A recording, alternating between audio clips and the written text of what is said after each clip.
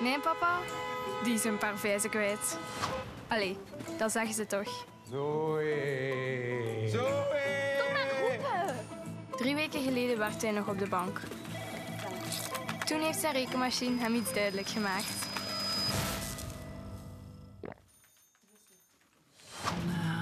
Deugeniet, hè?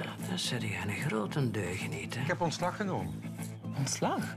Nog nieuws? Ik heb een keer nagedacht over mijn professionele situatie. Zwijg erover. Papa wordt acteur. Huh? Acteur, ja. Je gaat mij binnenkort op de planken zien. Wat voor planken? Ga je je compleet belachelijk maken? Papa is niet belachelijk. Zelfs als alle Vlaamse acteurs tegelijk doodvallen, dan nog gaan ze papa geen rol geven. Theater. Waarom niet een opera? Zo is 12, je maakt er een kopzot. Misschien moeten we niks zeggen aan de rest. Wat vind je? Burn-out, 100% zeker.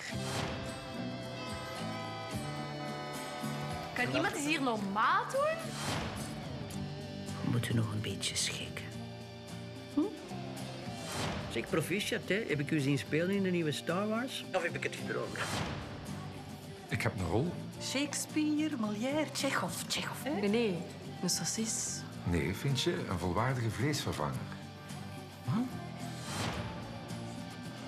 Papa, kom aan, sneller! Blijf jij maar hier. Misschien zoeken ze nog een fischstik of een kaaskroket.